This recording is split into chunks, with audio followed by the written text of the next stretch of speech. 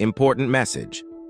If you've ever looked in the mirror and wished your legs looked stronger, leaner, or more defined, you're not alone.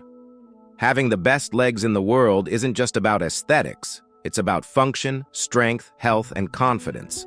In the United States, thousands chase leg goals every day.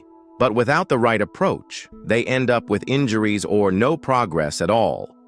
Building legs that look strong, toned, and athletic is one of the most demanding yet rewarding goals in fitness. It's not enough to do a few squats and hope for the best. If you want legs that look like they were sculpted, you need to hit them with strategy, knowledge, and intensity. In the United States, United Kingdom, Canada, and Australia, gym culture continues to thrive, yet most people are skipping the most effective steps. The first tip, and the foundation of this entire process, is compound movements. We're talking about exercises that involve multiple joints and large muscle groups at once, like barbell squats, deadlifts, and lunges. These aren't just exercises. They are full-leg builders. A deep barbell squat targets the quads, glutes, hamstrings, and calves all in one move. In fact, research from American strength training studies has shown that squatting twice a week with progressive overload leads to up to 40% improvement in lower body muscle mass in trained adults. You need depth. Half squats won't get you there. You also need progressive overload, meaning every week or two. Either increase your weight or your reps. Your legs won't grow unless you force them to adapt. Think of this as leg survival, training, not leg exercise. Second, you need to be training your legs at least twice a week, consistently. In many gyms in the United States, leg day is a meme because people skip it or only do it once. That's not how athletes train. That's not how bodybuilders, dancers, sprinters, or fighters train. You need frequency to create volume, and volume is the most critical element to muscular development. If your goal is to have the best legs in the world, why would you train them less than your arms? It doesn't make sense. In one Canadian fitness experiment, athletes who split their leg training into 2 or 3 sessions per week saw 22% more growth over 12 weeks than those who trained legs once. Split your sessions into a strength day, heavy squats, Romanian, deadlifts, Bulgarian split squats, and a volume day, higher reps, more isolation work like leg extensions, leg curls, calf raises. This allows the muscle to be stimulated in multiple ways across the week without causing overtraining or burnout. Third, stop avoiding isolation exercises. The leg has multiple muscles: quadriceps, front thigh, hamstrings, back of thigh, glutes, adductors, inner thigh, abductors, outer thigh, and calves. If you aren't targeting each one, you will never have full development. You might have big quads but flat hamstrings, strong glutes but no sweep on the outer quad. This asymmetry isn't just aesthetic, it's dangerous.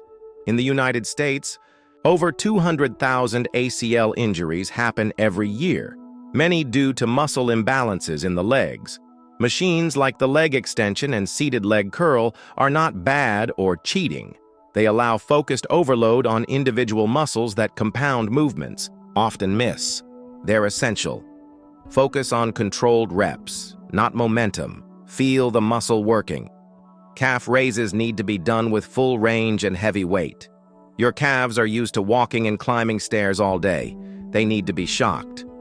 For glutes and hamstrings, hip thrusts and Romanian deadlifts are gold.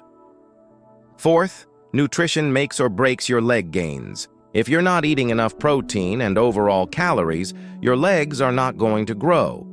In the United States, fitness enthusiasts often jump into fat loss diets while trying to build muscle, and this is a critical mistake. Your body cannot create tissue from nothing. If you want bigger and stronger legs, you need a calorie surplus and at least 0.8 to 1 gram of protein per pound of body weight. Chicken breast, salmon, eggs, protein shakes, Greek yogurt, steak, whatever fits your diet. Muscle doesn't grow from workouts. It grows from recovery. That recovery requires building blocks, and those come from protein and carbs. Carbs are not your enemy. They are your energy source. Low-carb diets are popular in the United Kingdom and the United States, but if you're training legs hard, cutting out carbs will reduce your strength, your pump, and your growth. Post-workout carbs with protein, like rice and chicken, or a protein shake with oats, are crucial. Fifth, cardio can either build or destroy your legs depending on how you do it. Distance running for long durations can eat away muscle mass if your nutrition and recovery aren't optimized. If you're looking to carve definition while keeping size and shape, you need to be smart with cardio. Sprint intervals, stair climbing, incline treadmill walking, sled pushes, these are your tools. In the United States, high-intensity interval training, HIIT, is often promoted, and for good reason. Sprinting activates both fast and slow-twitch fibers in your legs. It's explosive, metabolic, and anabolic if done correctly. A session of 10x 20-second sprints with full recovery burns more fat and stimulates more growth hormone than a 45-minute jog. Walking on an incline treadmill at 10-15% incline for 20-30 minutes, 3 to 5 times a week, is one of the most underrated ways to harden and define the glutes, hamstrings, and calves. Combine that with resistance work, and you'll see a transformation. Sixth, you need to prioritize recovery just as much as training. Without rest, your legs will remain inflamed, tight, and weak. Sleep is critical. Every professional athlete in Canada, Australia, and the United States is constantly reminded that 7 to 9 hours of deep, uninterrupted sleep each night is non-negotiable. Sleep is when your body repairs and grows tissue. If you're pulling 5-hour nights and chugging coffee to stay awake, your legs are not rebuilding. You also need mobility work. Tight hip flexors, IT bands, and hamstrings reduce range of motion, cause pain, and restrict muscle activation. Foam rolling, massage therapy, and deep stretching are often ignored because they're not flashy, but the athletes with the best legs are doing them religiously. Ask any professional track athlete or dancer from the United Kingdom or Australia. Recovery work is what prevents injury and keeps muscles firing properly. If you're lifting heavy and sprinting without recovery, you're playing with fire. Seventh, supplementation can help, but only if the basics are already in place. Creatine monohydrate is one of the most studied and safest supplements for muscle and strength gain. In the United States, it's commonly used in collegiate and professional sports. It helps increase power output, delays fatigue, and improves muscle recovery. It won't magically give you bigger legs, but it will help you push harder and recover faster, especially during those high-volume squat and lunge sessions. Beta-alanine, L-citrulline, and essential amino acids, EAAs, can also assist with endurance, pump, and repair. Whey protein is not optional. It's convenience in a scoop. If you're struggling to hit your protein intake, a shake after your leg workout can be a game changer. But none of these matter if you're skipping meals or not training hard. Supplements are not shortcuts. They're tools. The base is still food, training, and sleep. Eighth, you need to understand that building elite legs is not just a 30-day challenge. It's years of effort. Too many people want quick results. They see pictures of fitness models and athletes and think it's genetics. It's not just that. It's consistency, injury management, and decades of dedication. One story from a 45-year-old gym member in Ohio shows how real this is. He started lifting at 18, squatted religiously, suffered 2 knee surgeries, rehabbed, came back. Now he's got legs that rival those half his age. He says the key was never giving up, even when he had to train around pain. This is the kind of dedication it takes. If you think doing a few squats for a month will change your legs, you will always be disappointed. Time plus tension equals transformation. Most people quit before either happens. You need to ask yourself, how bad do you want this? Are you willing to grind year after year? The best legs in the world don't come from shortcuts. They come from grit. Ninth, genetics play a role, but they are not destiny.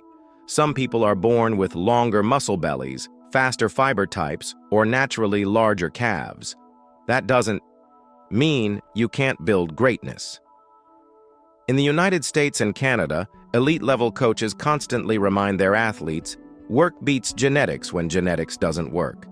There are countless transformation stories of people who went from skinny, weak legs to muscular, powerful legs by following intelligent programming and pushing themselves harder than the average person. You can change your muscle shape to a point. You can absolutely grow volume and symmetry. Maybe your calves will never be as full as a sprinter's, but you can still build definition, strength, and endurance. Blaming genetics is just a mental excuse. Work with what you have and maximize it to the fullest. That's what real champions do. 10th, mind-muscle connection is the secret weapon that separates average leg training from elite leg sculpting. This concept is massively underestimated, especially in most gyms across the United States and Australia, where people often chase numbers without focusing on quality. You can throw 315 pounds on your back and do fast, shallow reps, but if your glutes and hamstrings aren't even being activated properly, you're wasting your effort. Slowing down your reps, pausing at the bottom, squeezing at the top, and truly feeling each contraction can activate far more fibers. In fact, several American sports science researchers have shown that a slower, more controlled tempo activates more motor units and leads to more muscle hypertrophy over time.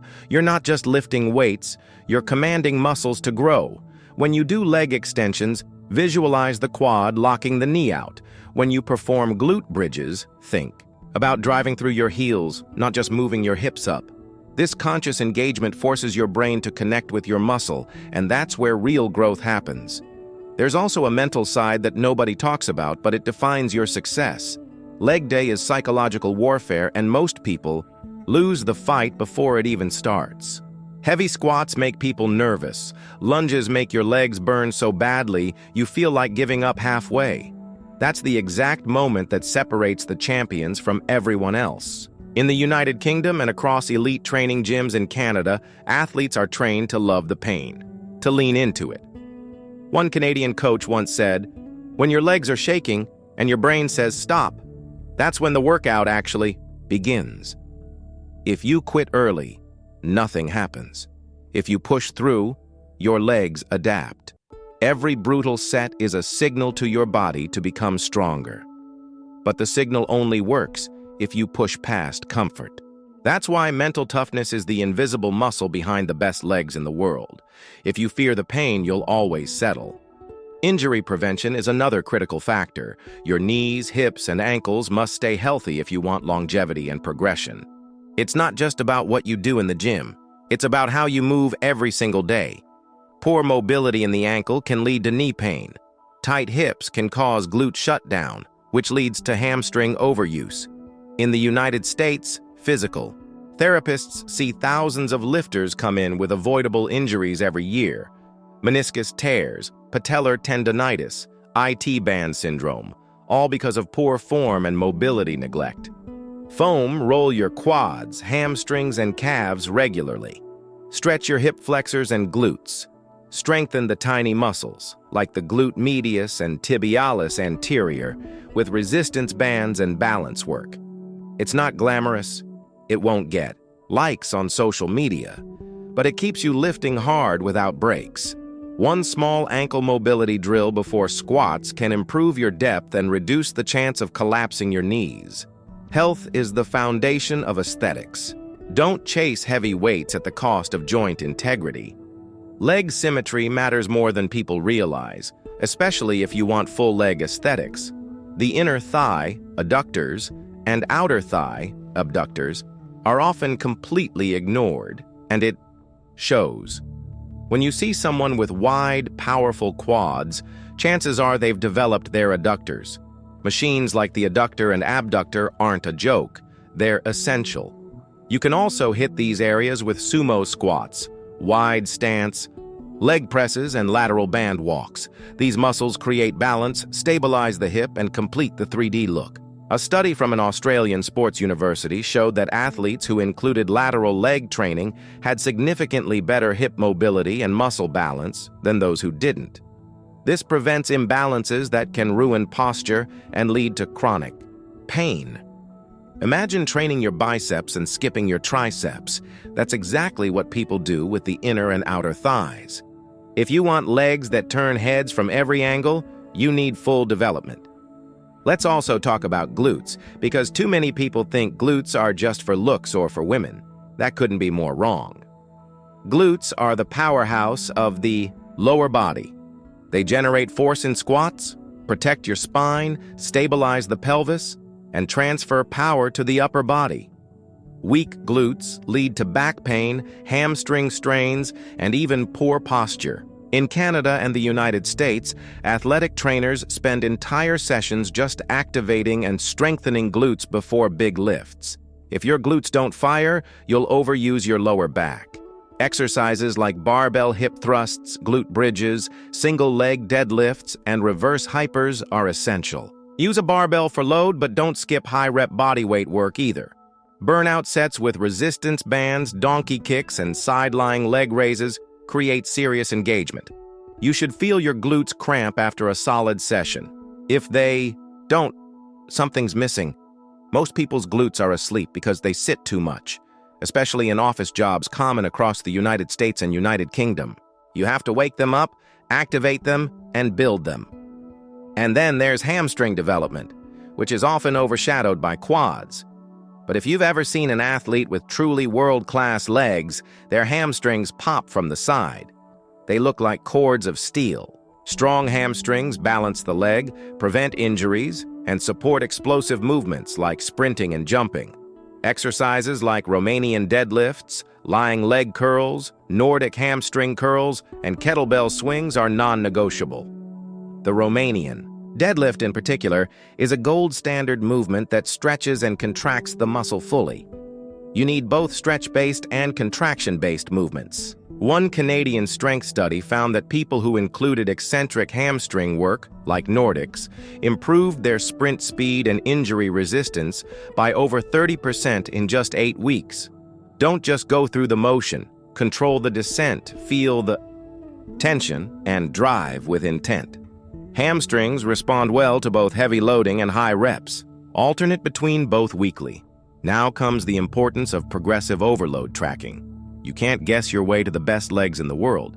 You need to track your lifts, your volume, your rest periods, and your performance week to week. This is how elite athletes train.